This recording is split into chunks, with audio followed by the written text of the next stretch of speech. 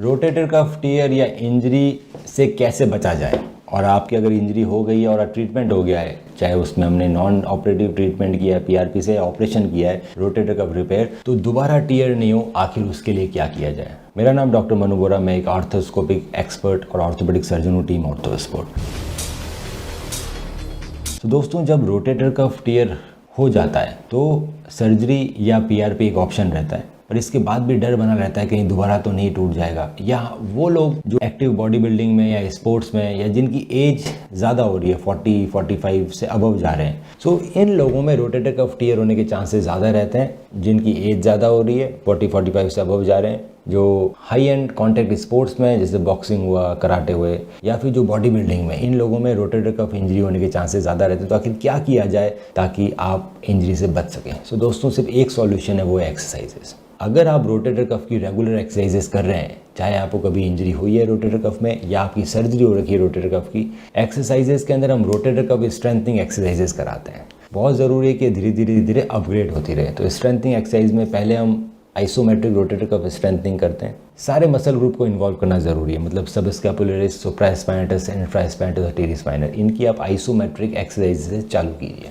उसके बाद आप धीरे धीरे आ सकते हैं थेराबैंड के साथ एक्सरसाइजेस करना। थेराबैंड से आप आराम से एक्सरसाइजेस कर रहे हैं तो उसको अपग्रेड कर दीजिए, डंबल के साथ एक्सरसाइज कीजिए रोटेटर कफ की। और फाइनली हमें ई सेंट्रिक मोड में सारी muscle group of rotator cuff को ट्रेन करना है। अगर आप रेगुलरली ई सेंट्रिक मोड में और डंबल से और थेराबैंड से अपने रोटेटर कफ को ट्रेन कर रहे हैं तो आपको इंजरी के चांसेस कम होते हैं। अगर आप जिम जाते हैं रेगुलरली तो रिकमेंडेड है कि जिस भी दिन आपकी शोल्डर की एक्सरसाइजेज है तो आप रोटेटर कफ से अपनी वार्म अप कीजिए। जिस दिन आपका चेस्ट का डे है उस दिन भी आप रोटेटर कफ को वार्म अप कीजिए ताकि उसमें इंजरी नहीं हो। सो चेस्ट और शोल्डर के दिन में पहले आपको रोटेटर कफ एक्सरसाइजेस करनी है ई सेंट्रिक मोड में, उसको वार्म अप करने के लिए, ताकि वो स्ट्रांग बनी रहे, उसमें इंजरी नहीं हो। और फिर ही आपको हैवी वेट लिफ्ट करना। अगर आप क्रिकेटर हैं, स्विमर हैं, टेनिस प्लेयर हैं जिसके अंदर रोटेटर कफ का बहुत ज़्यादा यूज़ होता है, उसके अंदर रोटेटर कफ इम्बैलेंस आते हैं। क्रिकेटर में जो बॉलर्स आते हैं उन जनरली इस एक्शन में बॉल करते हैं। सो इसके इस एक्शन से आपकी जो इंटरनल रोटेटर्स हैं, सब स्कैपुलरिस, वो ज़्यादा स्ट्रॉन्ग हो जाती है, और जो एक्सटर्नल रोटेटर्स हैं, इंफ्रास्पाइनेटस और टेरिस माइनर, वो रहती है कम स्ट्रॉन्ग। वहीं स्विमर्स में भी ये सेम प्रॉब्लम रहती है।